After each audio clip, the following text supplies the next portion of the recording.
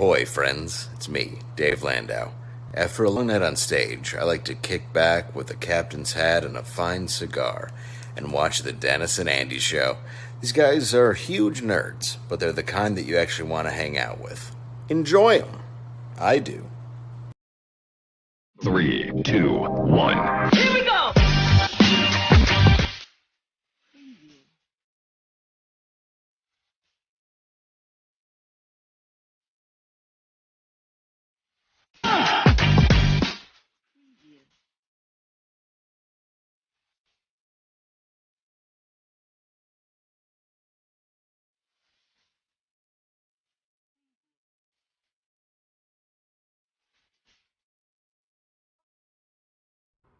Well, hello everybody. How are you? It is Wednesday, and that means it's the Dennis and Andy Show, and we are here for your entertainment.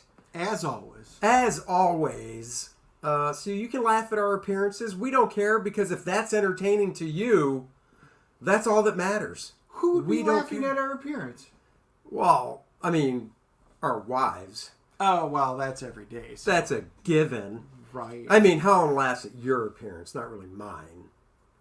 Yes, because she's in- given up. She's in awe of all this. After all of those years, she's just done laughing. She cries now. She's all chuckled out.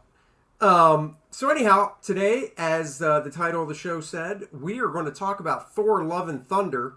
It will be a spoilery review. We're not going to hold back. We're going to talk about story stuff. So if you haven't seen it and you don't want it ruined, you might want to bail until you've seen it and then come back and watch what we have to say about it. But, we talked about it. We're like, well, should we do a spoiler-free review?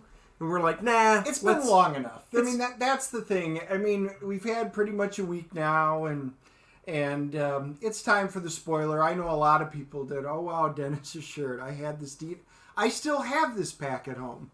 No, there you go. Sounds far away. It shouldn't. Let me check our audio settings real quick. Give me a second. It should be running off. Nope, it's running off the microphone. Yep. And so it looks like everybody else can hear it. He was mentioning it, so...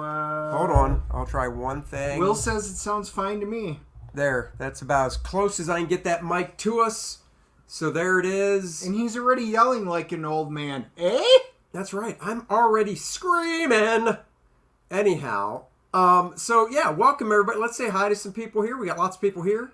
Prater, what is up? Pastmaster Dan. Val, of course, is in the house. Wise Guys Entertainment. Hello. Marcus is here. AJ, what's up? Sorry, Dennis would not wear sleeves for you, AJ. I know. I tried.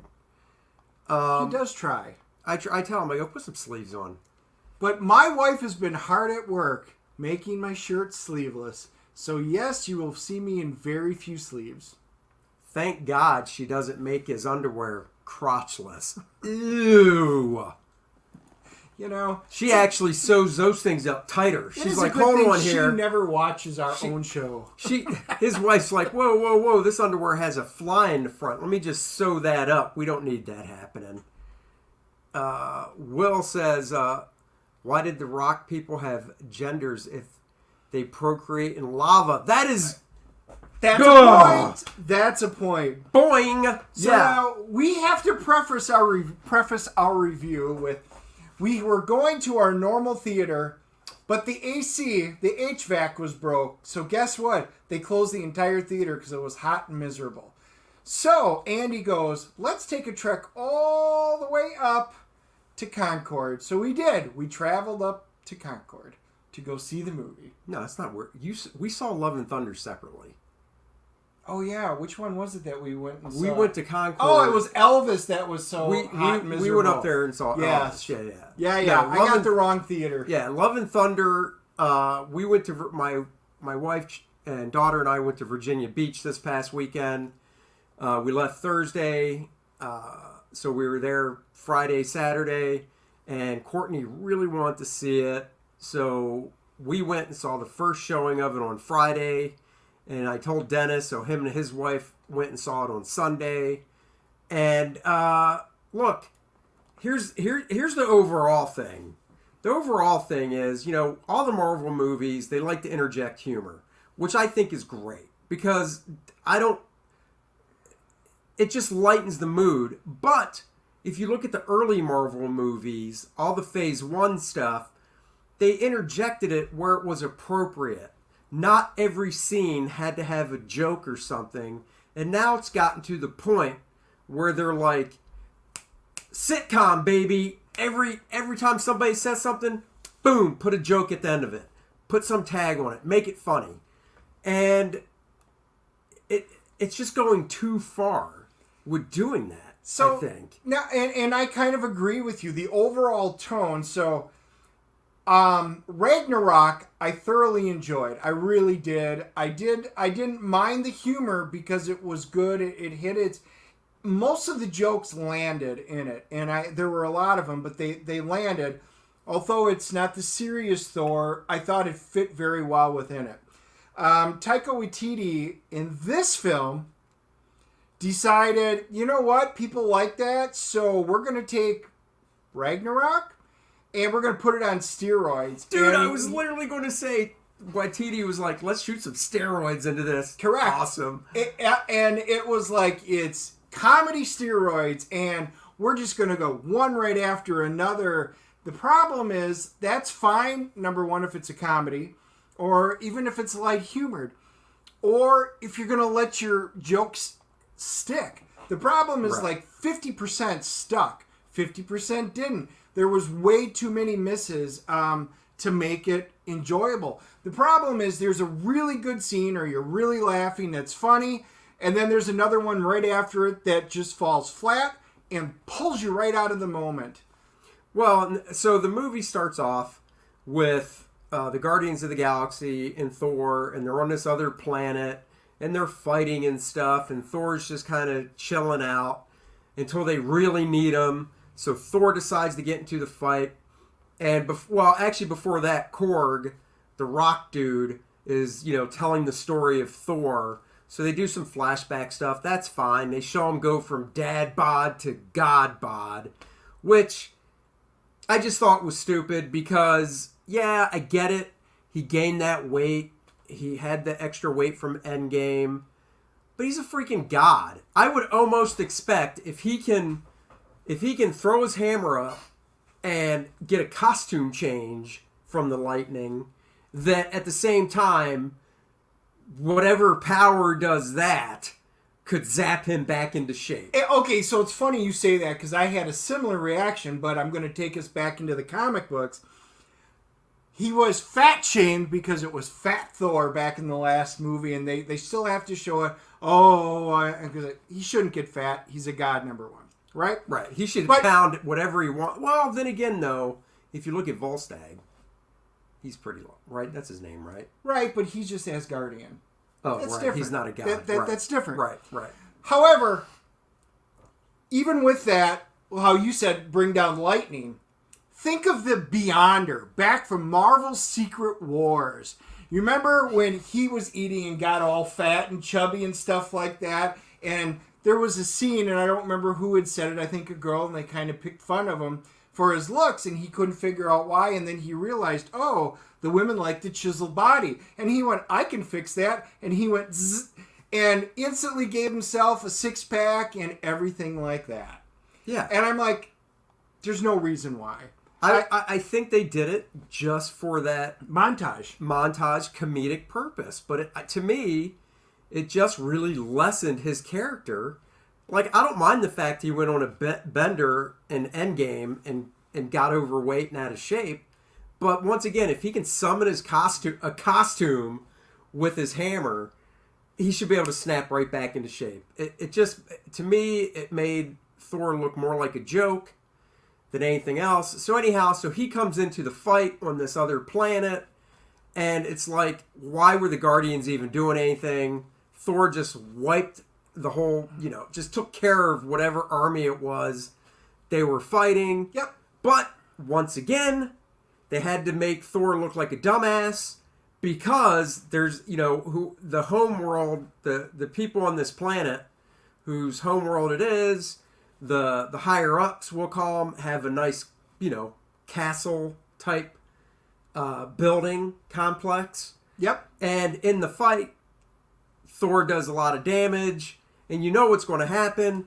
He ends up defeating all the bad guys. He comes over to talk to the leader of that homeworld, and he's basically like, well, at least the castle's still fine in the background, and boom, the castle comes tumbling down because of internal damage, and Thor looks like a dumbass. Correct. They once again... It's just like, Jesus. They once again had to make the male characters stupid and ridiculous. Thor would not have done that. Or even if he did, and the castle came down, he would have been like, and I saved your world. You're welcome.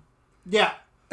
Honestly. And I think Thor would have been like, but you're welcome. We've got the whole issue with character growth, right? Thor, in the very first Thor movie, if you think about how arrogant he was and how he thought of us as like ants and all of this, and he went around and, battle, destroy stuff, we're good. But he had character growth. By the end, when his father then sends him back down to Earth, and he learns humility and he grows into what should be a future king, he has this large character growth, which is what we wanted to see in Thor. Then Right. you get Thor 2, which, not a great movie, but, you still saw character growth in it. And the last two movies, now we're just going to turn him into slapstick comedy. It could have been Mr. Bean, Love and Thunder. I mean, it really could have. That's the kind of humor stuff that they're doing. Randy actually had made a good comment up there. Where is it? See if you can. It's right there. This is supposed to be epic. Making him a weepy couch potato in Endgame was a mistake. Yeah. And I do. I love Chris Hemsworth. I do too. I've even watched some of his other movies that may or may not have been phenomenal, which you have to check out our previous reviews on. So after that, to get him off planet and stuff, the Guardians, they go their separate ways. They were at least in there. At least we got a little bit of the Guardians. You had to. I mean, a little bit. Well, you had to, because that's how Endgame ended. So I didn't mind the fact that the Guardians were that little bit in the beginning. That was fine. I thought so too. They did what they had to do. They got out of there.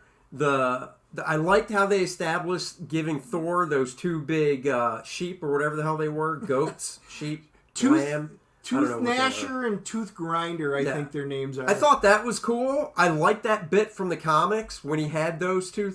What were they? Yeah, Sheep. they're goats. Goats. Yeah, I liked the goats in the comics.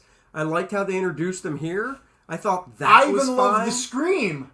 Yeah. The first time.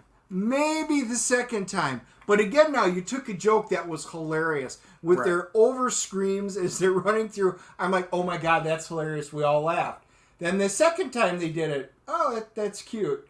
By the third time, I'm like, yep, you've now overused it again. Right. Nope, you're right.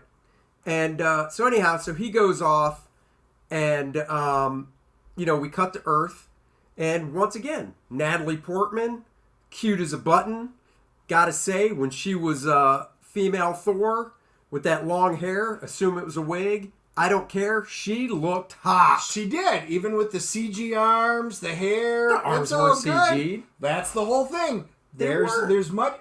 Dude, there's photos of her at the gym and stuff. I hear that, but I also heard that they actually CG'd stuff in on her arms. I don't know the truth, but that's all I was going to do was bring up. Even if they did, I think she looked fine. She looked good. She looked good. And I liked that part where it's like they introduce it. She's getting chemo. She has cancer. The hammer called out to her. I liked in the flashback they did montage. They showed Thor talking to his original hammer, saying, always look after her, always take care of her. And the symbol that glue on and that glowed up, which was fantastic because it brings me back to Odin when he first enchanted the hammer. So I did like that. That was a nice little callback. But I thought, so let's see. I'd be embarrassed if they had to CG my arms.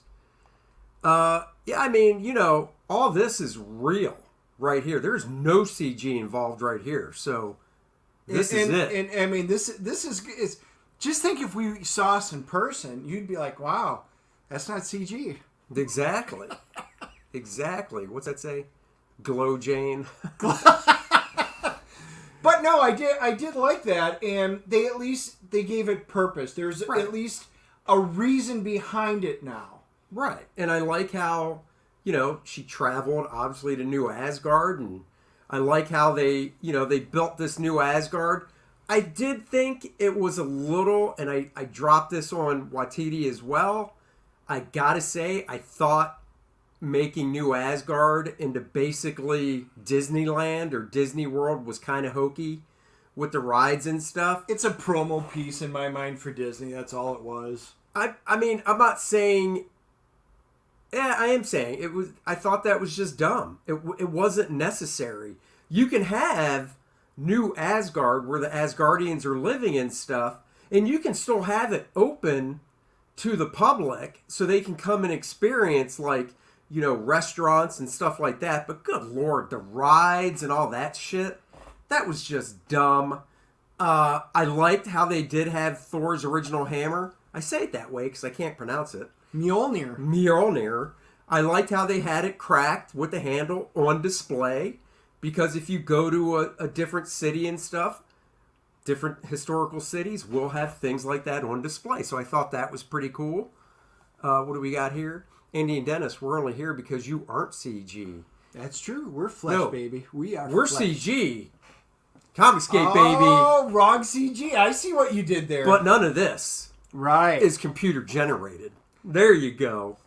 What I did like is realize that Mjolnir, you can't lift it up. You can't even lift up a piece of it. So they literally had to take the entire Earth, cut it out, and then raise it up on the pedestal in order to do it. That goes back to the geek arguments people will have, and they did it in one of the movies, which is, well, if I put the hammer on the floor of an elevator and press the up button, will it go up? Is the elevator worthy? Right. Well, no, the elevator's an inanimate object. So here's my question. Because, when he put it on Loki. Right, but here's my question. If the hammer then is set on this table, and you and I each grab a side of the table, we can move the table. Because we're not actually trying to pick the hammer up. Yes. Right. But we could not physically pick up even a fragment of the hammer. Mjolnir. Right. So I did think that was cool, how it was the earth and stuff that it fell on. I thought that was really... I thought that was well thought. That's the problem with the movie. And we jump around. I have an excuse. I have ADHD, and Dennis, because he knows I have an excuse because I'm here with Andy. Right. So he jumps around with me. But that's the thing. This movie, you could sum up with one word: inconsistent. Yes. I mean, they did address a couple of things, and again. Now here's the scene. Oh, how long has it been? And she's like, 3-4 years. And he's like, 8 years, 6 months, and 4 days. Once again now, there's a good and bad part to that. The bad part is you just turned Thor into the love star-stricken person who's going goo-goo over her. But that's not their relationship, and it never was. Right. She was starstruck with him. They had mutual affection. Right. They wound up going show it. But the good part about that scene was, why is there such a discrepancy? Why is there such a discrepancy between her timeline and his? She blipped. No, she didn't. You think she blipped? That's why there's a 5-year differential. I don't think she did. I think she did. Here's the reason I don't think she did. Because of all that montage crap they did about their love and their romance and all that crap. Yeah, that was early on. I know it was. But my point is, I'm willing to bet that if she actually blipped, I bet they would have shown that. Just because they were, No, because they barely addressed it in most of the other films. So why? I don't know. I don't anyway, think that was the discrepancy. Hold on. Why we're arguing this? You guys can go on there. Let me know what you think. Did she just type in blip or no blip? So I'll be curious to see your thoughts. My thought was, once again, kind of downplaying Thor. Was she's just very non-flippant about it. Like, I don't know, what's it been, like 3 years? Not thinking blip or anything, but just throwing that out there because it wasn't a huge deal. And then he's like, it's been 8 years, blah, blah, blah, blah, blah. Right. See, that's the one thing I'll still say with the whole blip of 5 years is I think they F themselves because I'm waiting for a movie or a TV show to come out and talk about a current event from today and go, wrong. You can't. Because everything now is 5 years in the future. So if Endgame, well, not Endgame, but Infinity War was 2018, then in 2019, Endgame, everybody came back. It's 5 years later. That means it's now, what, 2024, right? Okay. Which means, and that was 2019. That was 3 years ago. That means in Marvel time, it's got to be 2027 now. It's got to be. And that's my problem. I think they really dug a hole for themselves by doing 5 years. I think they could have done 2 years. And you could have had the same, and now we're talking about Endgame, but instead of 5 years, I think they could have done 2, and you still would have had the same emotional reactions from everybody being, it's been 2 years. But they chose but not they to went do it. for 5. Right. So this is what's created a problem in there. But anyway, my point was when she said it, because there's two choices. She blipped, which is what I think happened. And that's why she, it's been like 3-4 years. Well, we got one for blip, so okay. And if it wasn't a blip, then she's so off-put by him that she really doesn't care about their relationship, and she's just taking the upper hand in the relationship, going, I don't know, 3-4 years, full well knowing it's been 8, and therefore just trying to get under his goat, which wouldn't be a sign of a good person. Prater's like, Natalie's character is a terrible girlfriend. It's true. Yeah. It's true. You know, and in their montage where they go back and you see how they start separating and growing, there were some parts I liked about that because you got to see some insight, and then there were parts again that I didn't. So again, it's this movie, like so many of the last movies we've watched, it's almost like there's two different movies. Well, they're definitely mashed together, right? Because you look at the scenes with Christian Bale as Godkiller, and those were so serious and so, no pun intended, so stark, so dark, and they were great. Yes. They were fantastic. And it was like, well, who directed these? Because these are awesome. Right. And Christian Bale did a fantastic job. When he was in it, there was none of this crap humor. It was like, We're going to film all the Christian Bale scenes. Now, let's just talk about his character, because since we're on him a little bit now, Christian Bale, I thought, did a really nice job with this character. He's not my absolute favorite from the comic books. I didn't mind him. I thought the story was all right. But, you've got to take all of this, what he did, and condense it into this movie. I like how his character was brought up, and then how the gods kind of belittled him.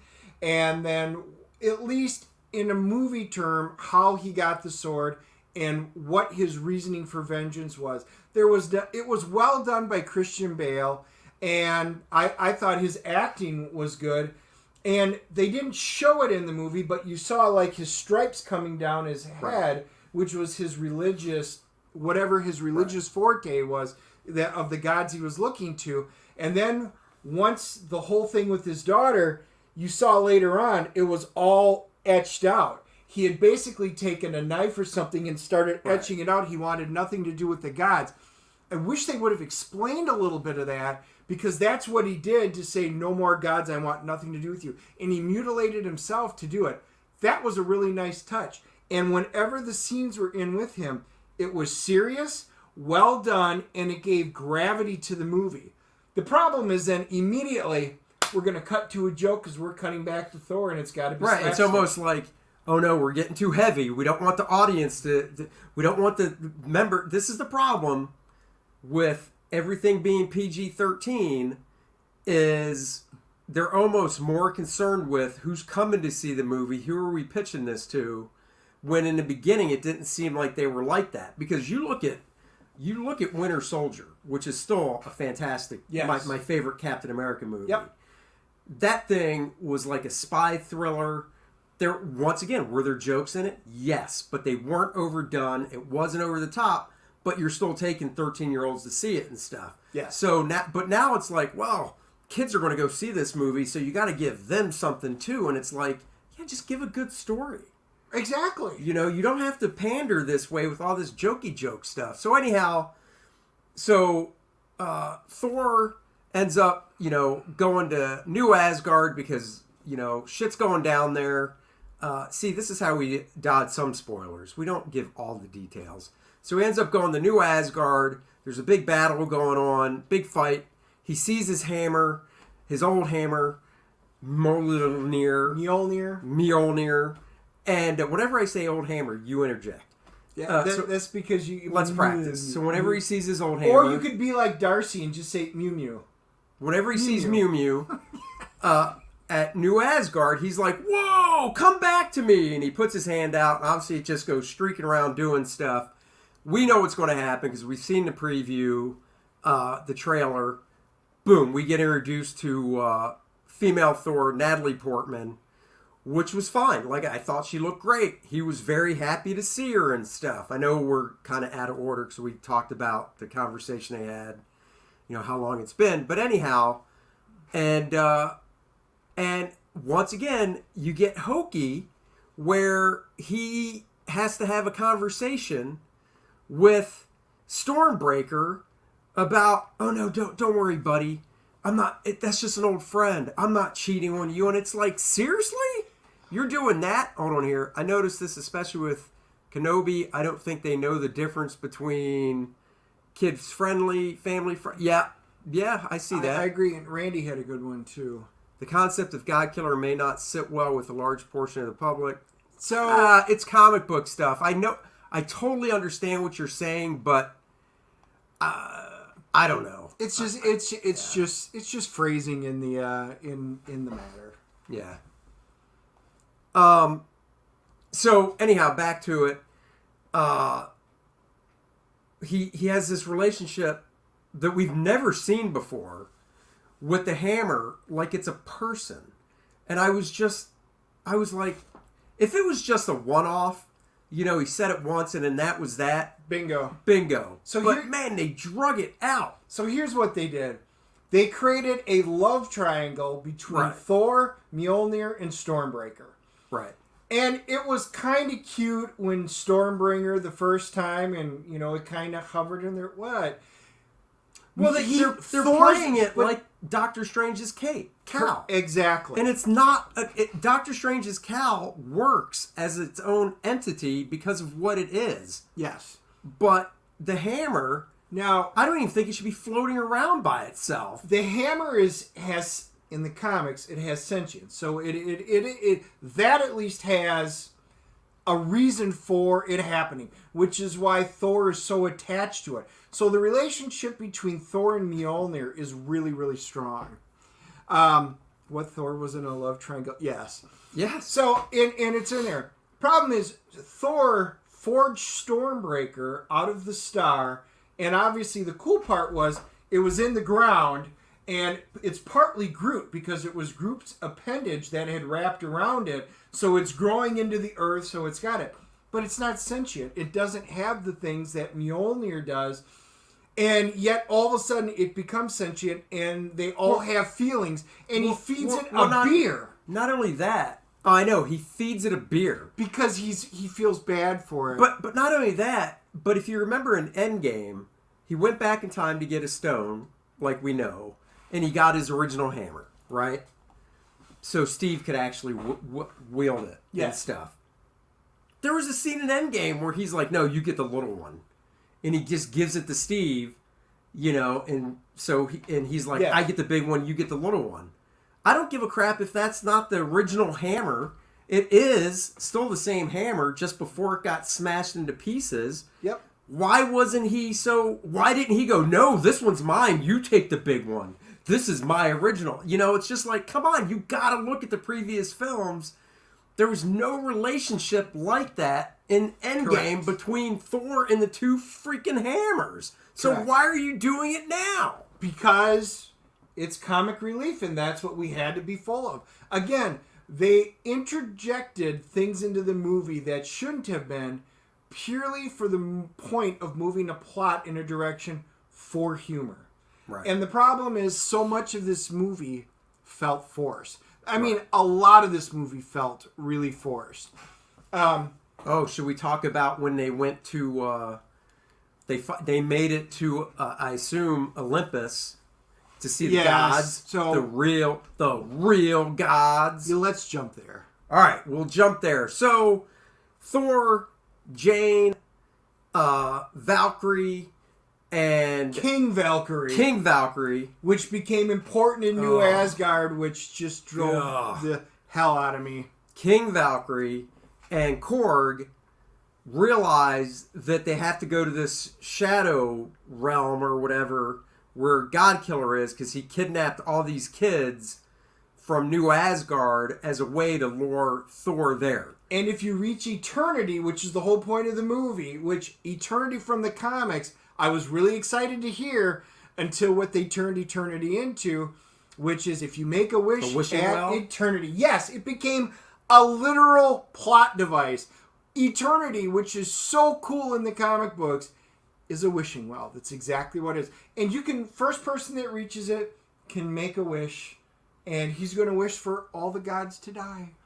Right, because he can't kill them all, so he'll just wish for them all to die. So Thor and gang realize they need help. They go to Olympus, Mount Olympus, whatever. Beautifully done. And we get to meet Russell Crowe as Zeus. Is he a strong, powerful, noble, strong leader?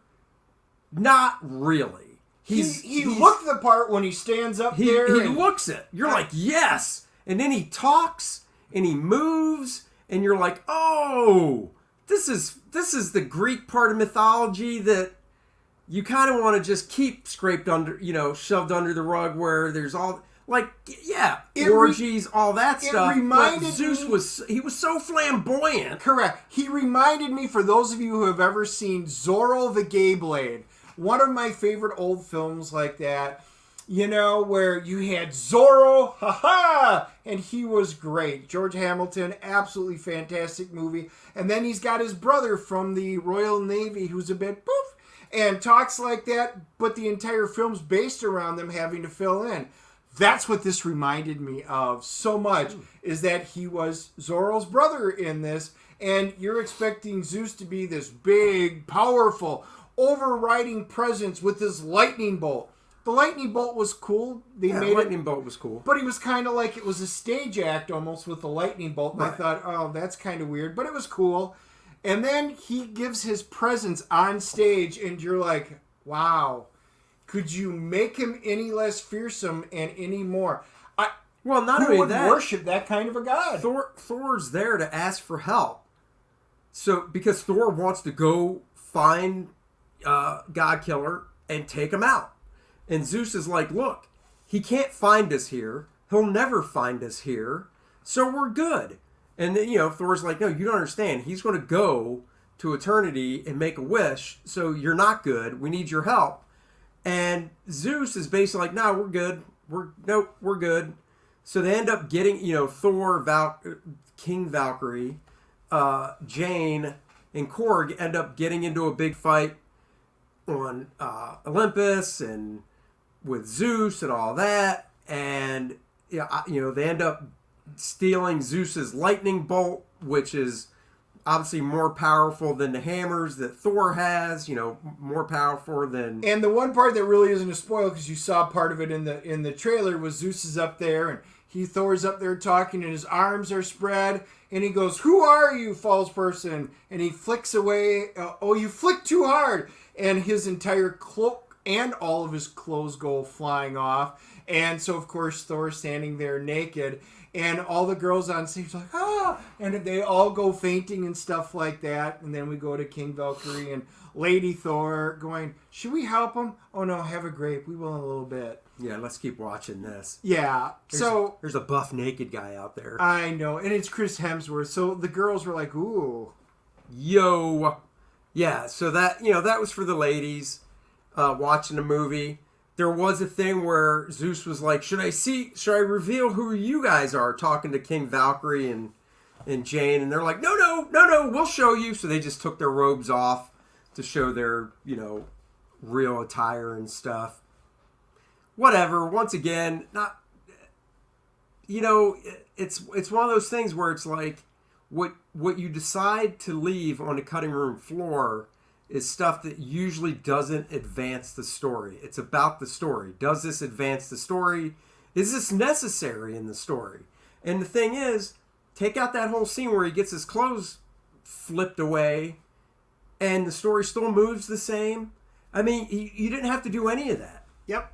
You know, except if you're trying to push more comedy than a dramatic movie. But again, it wasn't just that they did that. It's how Zeus reacted and how he talked and what he did. And the fact that he thought so little, well, we're just going to stay here because even if he wishes it, he'll never reach eternity. Well, why won't he reach it? He just never will. Well, that explains nothing. You know, why are you so sure? There's so many plot holes, you know, in this thing, only to find out that, you know, the key to opening it is, and Zeus would have known this, the Bifrost, which would be Stormbreaker or Mjolnir. Right. And to be able to do it, and he would be like, well, obviously it can't be reached, except with those two weapons that you have brought here Right, to thanks. our Grand Citadel. Right. Right. And I'm just like, are you kidding me? That is the stupidest shit I have ever seen. Just bad writing. Yeah. So they end up stealing Zeus's lightning bolt. After Thor, spoiler alert, Thor takes the lightning bolt, throws it at Zeus, and it goes right through Zeus's chest. Leaves a nice gaping hole in Zeus's chest. Everybody's like, oh! He's not dead. And then, you know, they're able to run away with Zeus's lightning bolt. You got to meet Heimdall's son. So that, you know, that was nice. Axel. I did kind of... That was kind of cute. So the one overriding theme in this, and you guys know I'm an 80s and a metals guy, and it had so many callbacks to me and what they did. No, call me Axel. Well, that's not your name. Your name's Axel. No, call me Axel. So that was kind of cute. He gets his way. He's got his dad's powers. That was kind of neat how they did it. I enjoyed, again, some of that, how Thor had to address the children. And he did a competent job, although not always. He made a couple of mistakes, but he's not used to dealing with children. That was kind of interesting, I thought, when he would basically plane shift. Talk to the children Yes. and stuff. Yeah, no, that was okay. I didn't mind that too much. Did you guys already discuss the fact that the word orgies uttered 3 times in a kids friendly? We didn't. Well, actually, I did say that when they first got there, instead of keeping the orgy part of Greek mythology under the rug, they had to bring it out. Which you're right. I mean, it's a good point. Hey, we're Disney. We're trying to be kid friendly, PG-13. So we'll add unnecessary jokes to the movie, but at the same time, let's toss the fact in there that the gods all like to party, get down with orgies. So they always have to make references that are inappropriate now, you know. Well, and it's just like Disney's got to put it in your face. And here's their easy way out. They'll go, well, kids won't know what it is. But and here's the rebuttal to that. Well, okay, let's say you're driving home with your 10, 12-year-old kid. They just saw Thor, and they never bring it up. Okay, but what if they? Hey, Dad, by the way, in the scene with Zeus, he said they're going to have orgies. What's that, Dad? Well, 10-year-old son, get back to me in a few years. You know, it's funny you say that. It's not appropriate. I'm wondering if that's going to happen. I'm taking my niece and nephew who haven't seen it yet on Sunday to go see it. So I will be seeing it a second time that I'll have had to pay for this. And I was already wondering in the back of my mind, because he will do this during movies. Like, he'll pay attention, and then we'll be on the ride back. He'll be like, Uncle Dennis, what about this? What about that? Why did this happen? I'm going to bet. I'll give it 50-50 odds he asks about it. Let's role play. I'll play Dennis's 12-year-old nephew, and Dennis will be himself. Driving back. So that's not role playing. Driving back from the movie Thor. Uncle Dennis, what's an orgy? Zeus said they were all going to get together and have an orgy. What's an orgy, I think you Dennis? heard that wrong. I think they said ogre. Like a big, tall guy, green guy like Shrek. Oh, they're all going to get together and beat an ogre? No, they're just going to have an ogre. They're going to bring an ogre and grab a new friend. Oh. Thanks, Uncle Dennis. You're welcome. Now Don't I bring it know. up again. Now I know. I'm going to go to school and tell all my friends what an ogre is. That's right. And knowing is half the battle. Exactly. G.I. Joe. Yeah, that's true. That's a good point. I mean, I did during the movie when Zeus said it, I was like, man, really? Kids movie. Okay. Zeus slept around, but there's no history of Greek god orgies. Oh, okay. Got it. Yep. Greek society, different. Oh, okay. Wholly So I'm different just thing. confusing the two. I just assume Greek gods as well with Greeks, but okay. And bathhouses and. Oh, bathhouses, yeah. Yeah. I mean, after the show, we're going to a bathhouse. So Yeah. So Charlotte's son. full of them. So son, sometimes a lot of bees and a lot of flowers, and they get together. Some bees go with bees, and some flowers with flowers. And then the stork appears. And then the stork appears. Exactly. The magic seeds go into the air, and a stork makes everything. And then there's chlamydia. Right. And then there's a little thing called herpes. It comes back every now and then. Or monkeypox. It's what we like to call a flare-up. So, go ahead. Continue. Yeah, we just got to get back to Thor. That's what I'm saying. Again, there was this whole Citadel scene didn't make sense. All it did was make you empathize in a little bit at Gore's position. We're like, well, if this is really what the gods are, and even Korg's deity was there, and he's like, hey, and they all kind of talk, but they all don't care about anybody else but themselves. And I was just like, the problem is, what a very, very narrow-minded version just for this movie. Because most gods wouldn't be that way, and they're not set up that way in the comics. But let's not delve into the comics. Talking about Korg, funny thing, he gets smashed to a million rock pieces. Okay, that's cool. Isn't that by Zeus's lightning bolt? Yeah, by Zeus's lightning bolt. He gets obliterated into a pile of rocks. Couple things I have with this. Yes, I know, obviously Korg is an alien. He's not human. But obviously he also doesn't have any interior organs or anything. Because he just became a pile of rocks. And they used the Groot thing, whereas when Groot was just a wee root, they could grow Groot back. That I don't have a problem with. Groot's a tree. Yep. Tree's a living thing. You never, as Groot's growing back, you assume there's internal stuff that's growing back as well. Fine. James Gunn thought that out, and everything made perfect sense. Korg, they literally pick up, I don't have a mask sitting around, but they pick up his face. Just his face.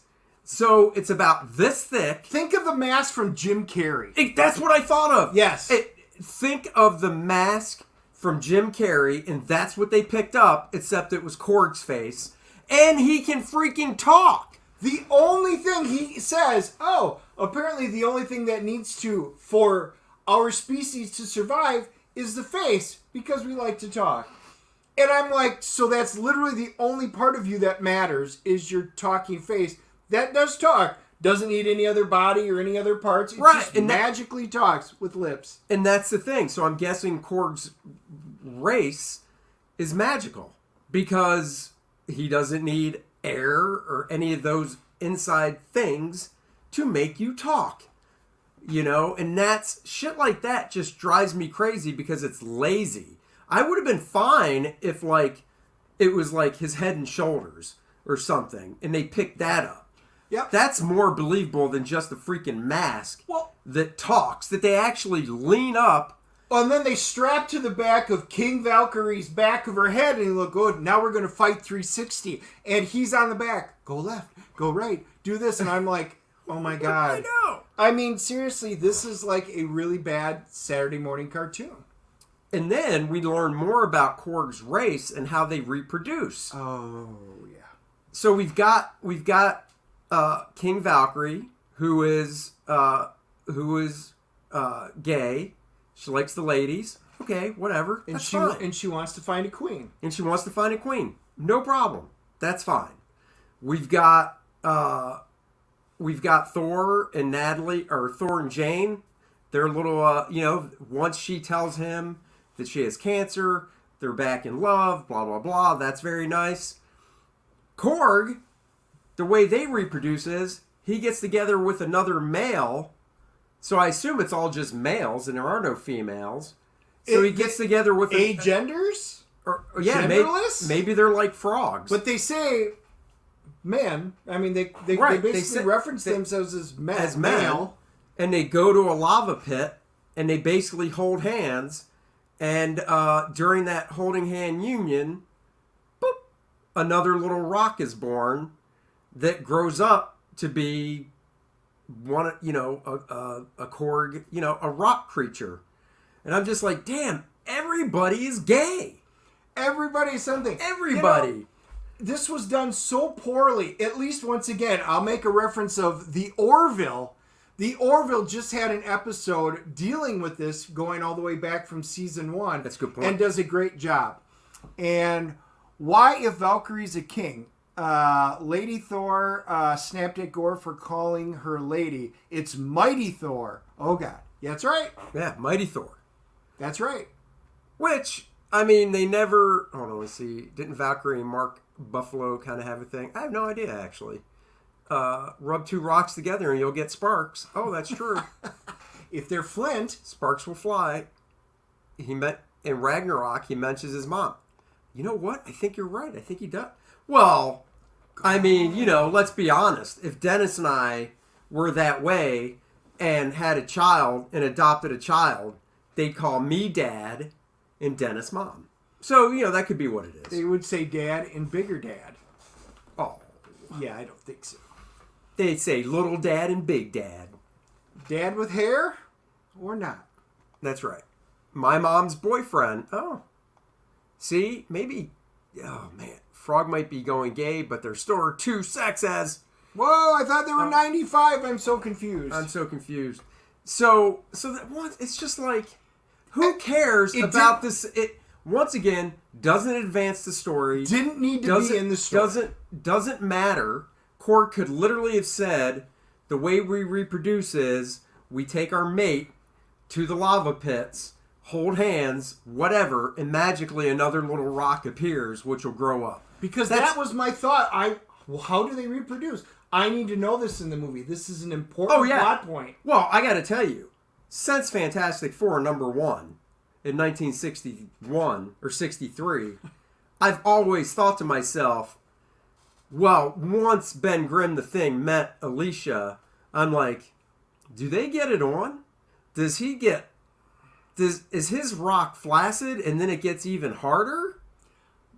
I've always wondered. I hope Taika Waititi directs the Fantastic Four and finally answers that burning question of how does the Thing mate with his blind girlfriend. I need to know these things. Damn it. Yes. So once again, just another stupid aspect of the movie. But thank you for bringing that up. We do appreciate that because, We do. We got to try and hit all the points here. So yeah, that was another dumb one. They finally get to...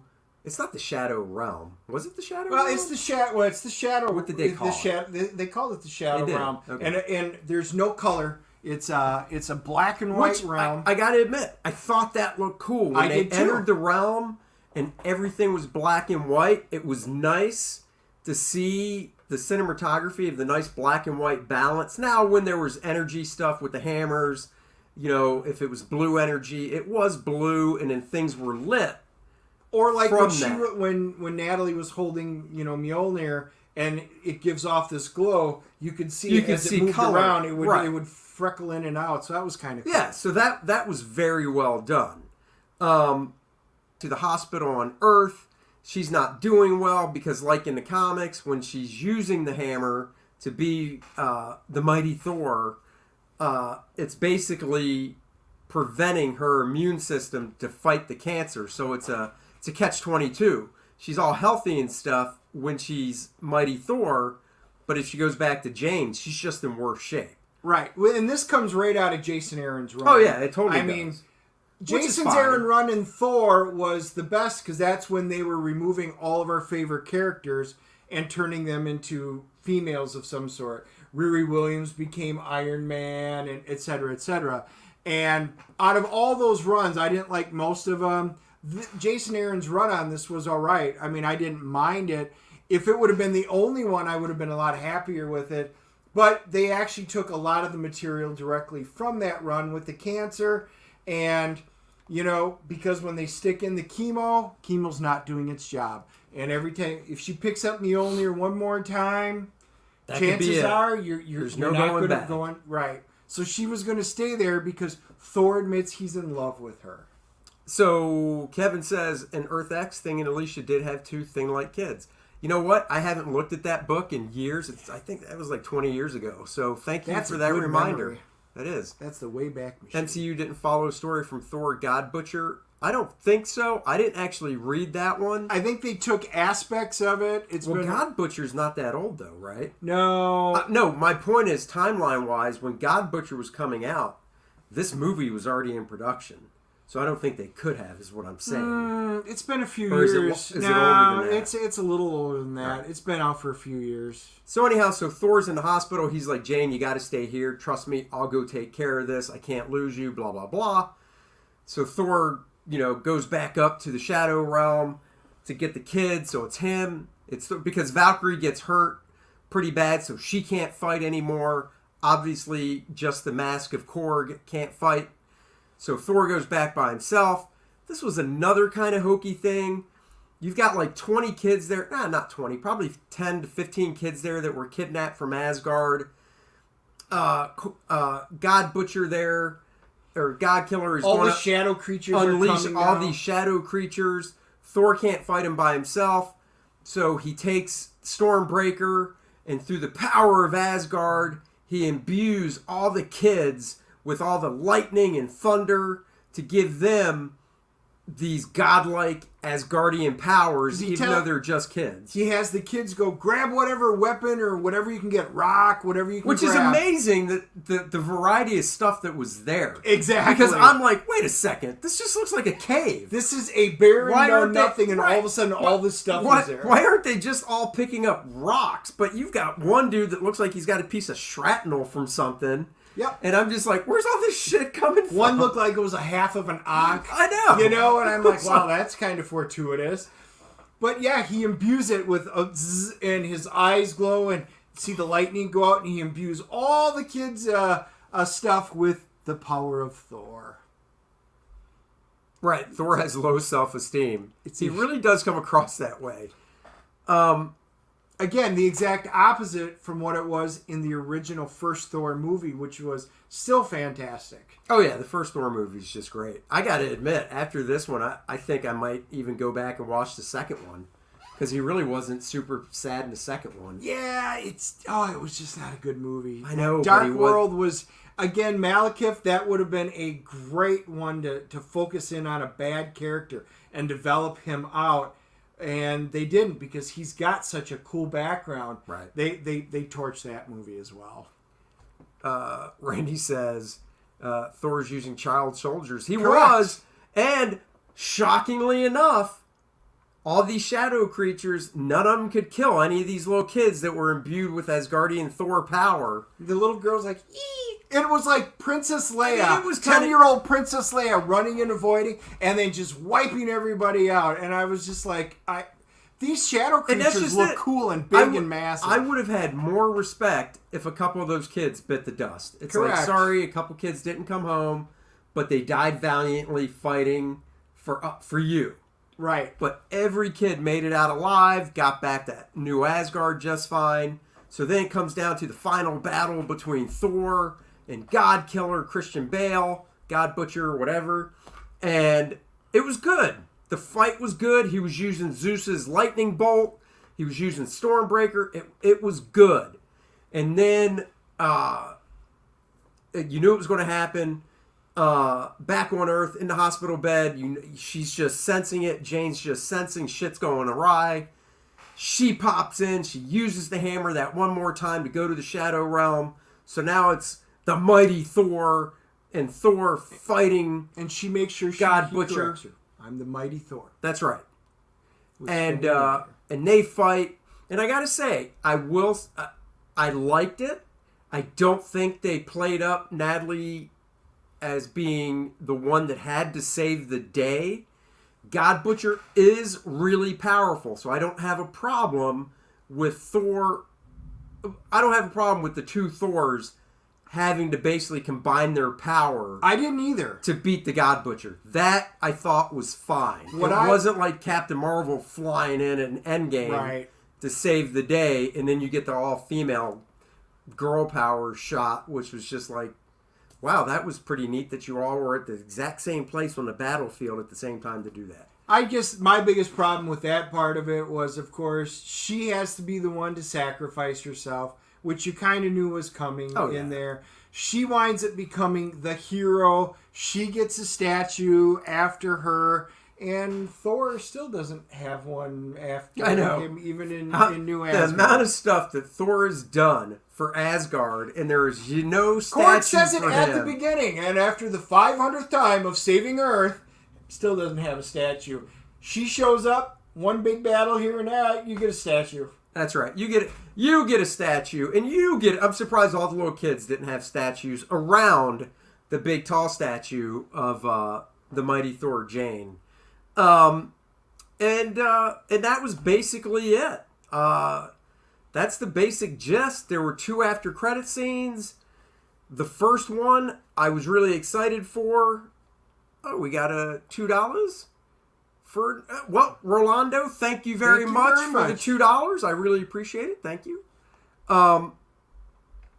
Let's see. Hope you're having a great day. We are. We're just talking about Thor. Thank you for joining. Thank you all for watching. And I know a few of you came in late, and that's okay, because when we're all said and done, by tonight, it'll all be back up there, and you can go in and rewatch it from the beginning. And just remember, spoilers. You just checked Thor 4's tracking to only earn $750 million. This is a big step down. I mean, I guess my question would be, because I don't know, and Randy, if you want to check, feel free. And I do want to get to this one too. Where does it fall though? Because not all of them, like there's been like 23 movies now, right? 24 movies. What is the average if you take all 24 gross and average it out? I'm curious what the average is and see where this falls. So if this falls in, say the average is 800 million, 900 million. Yep. That's, 150 million. The projections were supposed to be about $1 billion worldwide is where they figured this would end up. This is only week 2.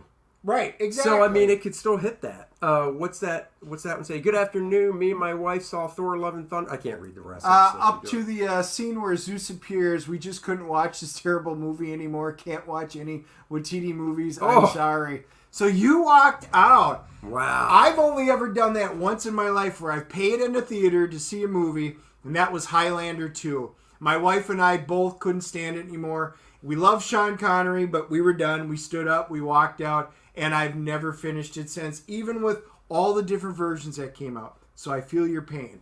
But so do I. I actually requested my money back from a movie. Now, it was only a quarter, and it was in one of those adult shops. But I tell you what, I don't care if it's only a couple minutes long. I was not satisfied when I put the quarter in and looked into the peephole, and I wanted my quarter back, and I got it. Damn it.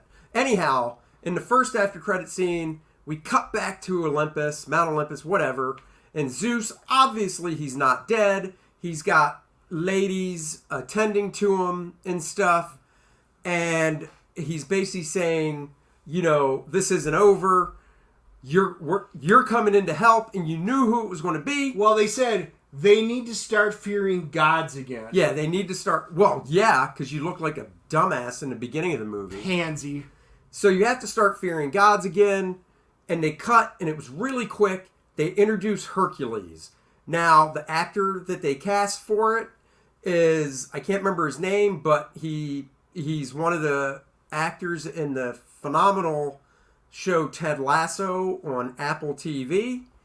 It was so quick. This guy, if you're playing Hercules, you got to beef up. This guy, when he's on Ted Lasso, is about my size. So he's not that big of a dude. But for the quick shot that you saw of Hercules, he looked pretty big.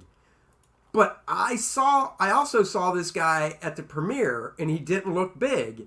So I'm betting they used CG to make that guy look bigger so he can actually bulk up for his... Look at Kevin Wolf, second from the bottom. I thought that was Namor. You know, the funny thing is, after seeing the picture, I was like, yeah, I'm right there with you.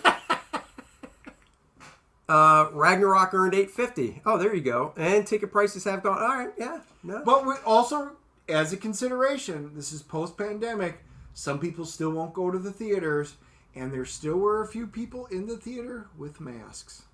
Yeah. Just saying. There were. Well, not mine. No, not yours? No, nobody's wearing a mask in mine. All right.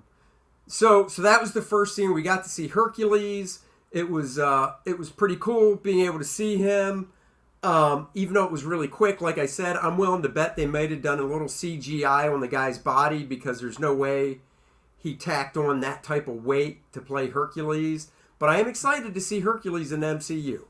The second scene, Dennis, take it away. I'll let you tell them what the second one was. The second scene was they finally make it to Valhalla. You know, there's Jane. She makes it. She's like, whoa, what's going on? And she's met by Heimdall, which was cool. It was a nice little scene, but then that started making me think, so she made it. So is there a chance for her to come back? Maybe. But did the crowd show up? Yeah, they did. They did. That's a good exactly. point. That is exactly a good... So... Well, and just look at that. But hold on. My big thing with that is... So they gave her all this reverence. She's in Valhalla. What about the Warriors 3? What about Sif? Here's the only thing Sif we isn't saw dead. of them. Hold on. Sif, of course, gets almost no screen time, although she's in there. They don't do hardly anything good with her. They cut off her arm, so she now has to train children with wooden sticks, which really bothered me. But the Warriors 3, because Korg goes through these great warriors from Asgard. Oh, and this one dies, and this one dies, and this one dies. They don't even give them the satisfaction of naming them. There is such disdain for original Thor mythos that they won't even call out their names. It really irked the hell out of me. Once again, let's just shit on Thor as it was originally created. Now, getting back to the movie gross and stuff like that, you're right. They turned out for No Way Home, and you know what they didn't turn out for? Eternals. Yeah. What was Eternals gross? Actually, you should Google that. I could Google it. They didn't turn out for Eternals, you know, so you just don't know. Once again, if I was to sum this movie up with one word, it would be inconsistent. It was an inconsistent movie. The serious stuff with God Butcher, God Killer, whatever, and Thor was awesome. Not saying the other scenes weren't, but they were inconsistent among themselves. Eternals worldwide was 402 million total. Woof! Eternals did 402. So if they're going, well, we don't count No Way Home because that's a co-pro with Sony, you know, co-produced with Sony. Yep. So Thor did 750, so it kicked Eternals' butt. Domestic, it was 164, and international 237, and that's with China going, oh, maybe we'll show Eternals. So yeah, Eternals, it's a non-starter. Yeah, big non-starter with Eternals. I'm going to check something real quick. It just started pouring down rain. It here. did. I don't know if you guys can hear it, but it sounds like we're it's like a rush of air, and you look out, it's just we're in a torrential downpour. It is pitch black. So instead of ending the show where we usually do to go to dinner, we're going to talk about The Boys season finale. Oh, bonus material. We didn't even tease it. Bonus. Yeah, so The Boys season finale dropped last week. We didn't give a grade. Oh, yeah, we got to grade it. We need to CGC this out for you guys that haven't seen it yet. Oh, wait, another... Oh, no. I totally forgot. There was the whole thing. So the way the movie ended, Thor, so God Butcher gets to eternity. He asks one wish. It's for his child to be back, his little girl who's like 7 maybe. Because they talk him into that. Right. But Thor does. Was she 6 or 7 maybe? Yeah, maybe. So he gets his daughter back. God Butcher dies. Natalie Portman, Jane dies. So then we get a nice scene of Thor in a kitchen making pancakes. This is now his adopted daughter, I guess. Yep. I can't remember her name. He's going to protect her. He is now adopted God Butcher's daughter. He's going to protect her. You hear Korg doing a voiceover. There is some banter back and forth between Thor and the little kid about eat your pancakes, put your boots on, not those other ones, whatever. I don't want to. I don't want to. And then she shoots some ray blasts out of her eyes or some shit at Thor and ruins a pan. A perfectly good frying pan. You ruined it. And then they have to go out and fight, and Korg's doing voiceover. So apparently, even though God Butcher, his only ability was the Necrosword, right? She suddenly got all these powers from powers him because, because she was brought back from the plot dead. armor. Yeah. So she's brought. So they go out of their habitat where they're living to fight whoever the hell they're going to go fight, and Korg says, "And this is love and thunder." So Thor is thunder and the little girl is love. Oh, isn't that sweet? Maybe that's what they meant all along. So give this movie your rating, Andy. I'll slap a 6 on it. Well, we're not too far off. I was talking about it at the comic shop today. I'm giving it a 5.5. There were parts that really hit and were great, but more often than not, it missed. It was just mediocre. And the question is, will I buy this when it comes out in 4K? On 4K? Nope. I'm not. This is another one. I have yet to buy any of the MCU's Phase 4, and I'm probably not going to buy any of them at this rate. So, here's, what's this say? What's that? 53. What, damn it, there's something I was going to ask about. What's the Rotten Tomato on Thor, do we know? Oh, I don't know, but while you start talking the boys, I'll look Alright, it so up. Boys sees the finale. It obviously is going to come down to this fight between Soldier Boy, Homelander, Butcher, not God Butcher, just Butcher, and the rest of the boys. They got to take out Homelander. Dun, dun, dun. And hold on, I'm pulling up the reviews. Critics gave it a 67, and audience gave it an 80. So your casual audience probably liked it better because it was just funny. That's what I'm going to go with. I actually believe that 80% ranking. And I'm going to say it's probably because of, who that was polled or talk. I don't know how they get these ratings. Well, you can go in there, create an account, and you can put it, put a review in there. But they've got 10,000 verified. The problem is anything over a 60, it's a plus. If it's below it, it's a tomato. So, are you getting a tomato or are you getting the splat?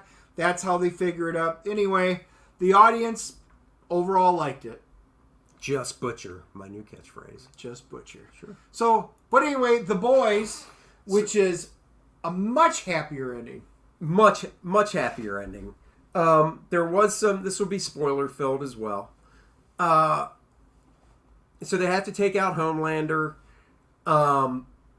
They go to do that. Butcher doesn't want, now that he knows Temp V can kill him, he doesn't want Huey to take it again, so he basically knocks Huey out and locks him in this bathroom while Butcher himself and Soldier Boy go to take on Homelander. Huey has to call on Starlight, his girlfriend, to come get him. And that's when he finds out that Temp V can kill him. And, Butcher was just trying to save me. It was done really well. So as much as I might make jokey jokes, The Boys is awesome. Yes. I mean, the funny parts are funny. The serious parts are serious. There's great interaction. In all our reviews this season, you have not heard us complain at all about the writing. Because The Boys are written very, very well. Yes.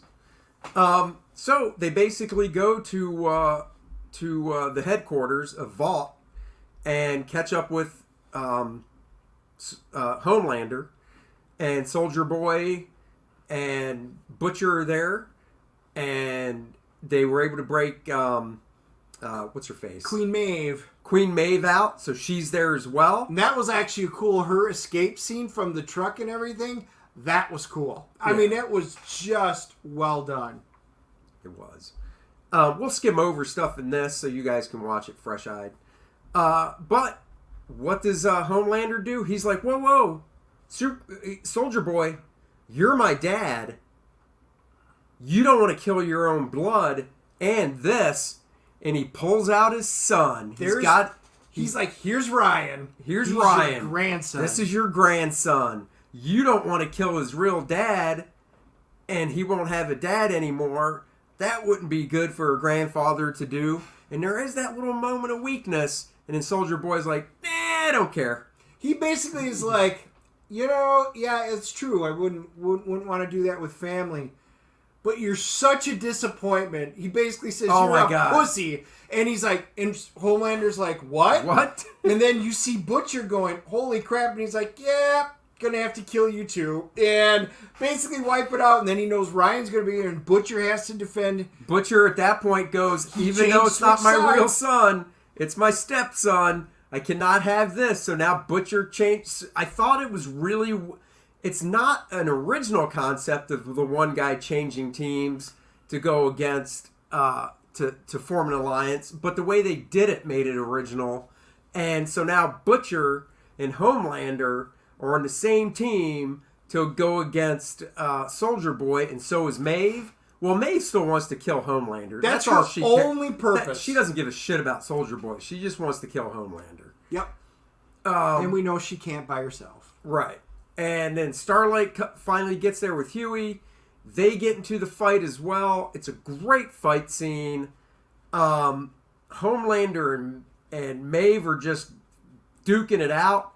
He does that thing where you stick your thumb into an eye socket and just blinds her in one eye. And the boys isn't afraid of blood. So there's lots of blood running down her face. And she screams, and it's just like so real. Oh, it's just... It was gross. I miss Starlight's old costume. So do I. Yep. It definitely was not an upgrade, that's for sure. I like this season, but it's losing steam fast. I'm curious to see what happens with Season 4. Because they left some cliffhangers. Well, actually there wasn't. They pretty much did tie everything up nicely with a bow.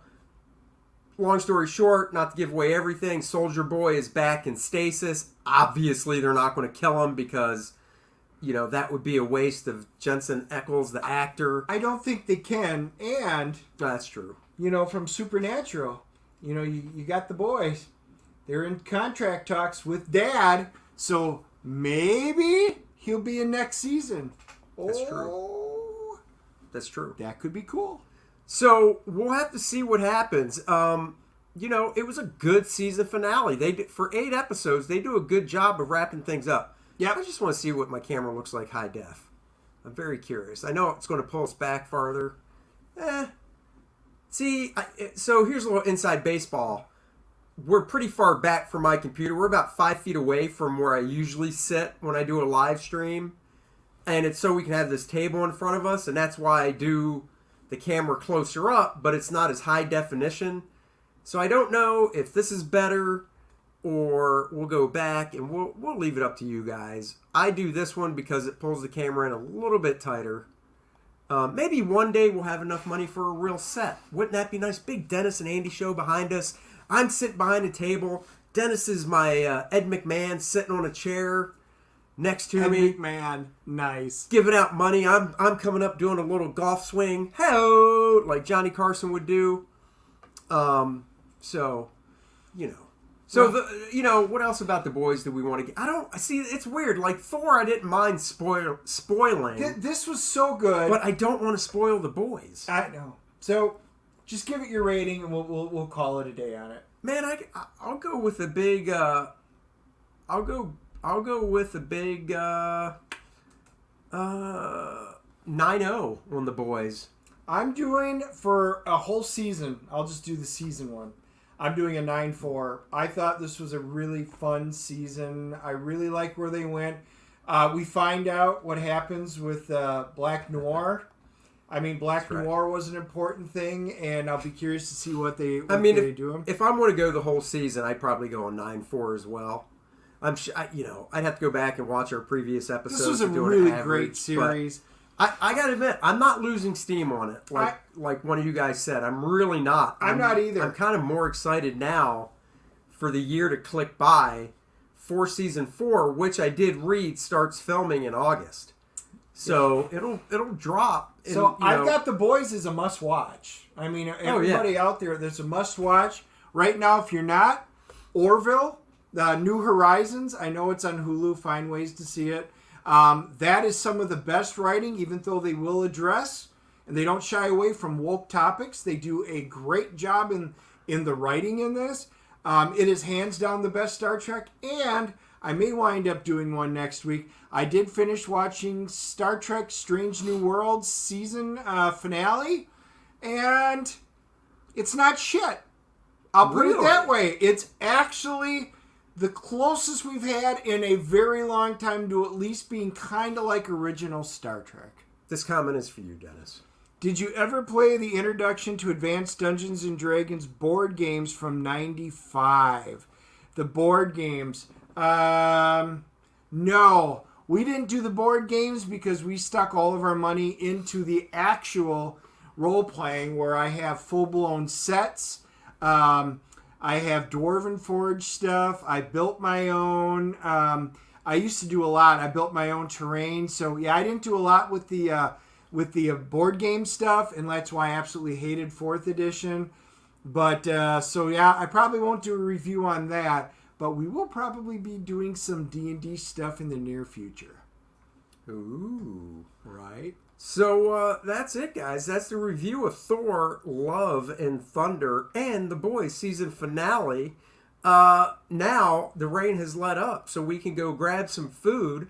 Thank you for joining us. Big announcement on Friday on my channel only. I will be announcing what my next Indiegogo campaign is. I'm doing it with this guy right here. The campaign, that is, you dirty bastards. So we will be announcing that on Friday.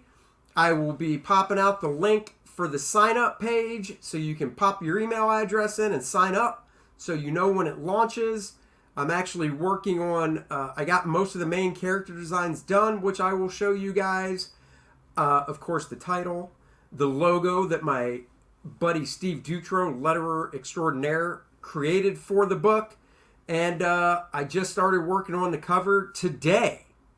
So there you go.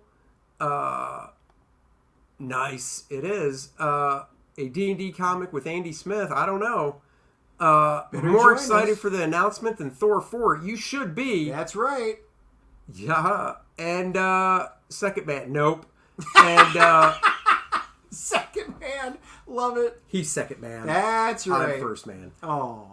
Shooting for 1 o'clock on Friday. I'm going to set up a stream so you can click yourself a reminder that we will be going live at 1 o'clock on Friday to announce the next Indiegogo project by me and this guy. So there you have it. Hail to you as well. Survive Infinity. Thank you so much. And for those of you that are brand new or you're on Andy's channel, I'll put down below. You guys make sure you sign up for the Dennis and Andy, our own channel. So make sure you guys get it. So when he does his stream or I do mine, or a lot of times we'll like this, we're doing them together. That way you guys have both of our channels and you're kept fully up to date. That's right. What's that say? Shoot out that sign up. I will shoot it out Friday. Friday, live. So you better be joining us live. Friday, the sign up will be in the link, will be in the description below the video on Friday for the sign up. Until next time, guys, you liked the show, did you really? Oh, you guys are so nice. Thank you for the clap. I love it. Unlike the clap trap garbage that Jimmy Kimmel gets, we know you mean it. And thank you for joining us. Thank you so much. We will be back Friday, my channel, 1 o'clock. Big announcement. Until then, we'll catch you guys later. Live long and prosper, everybody. Bye.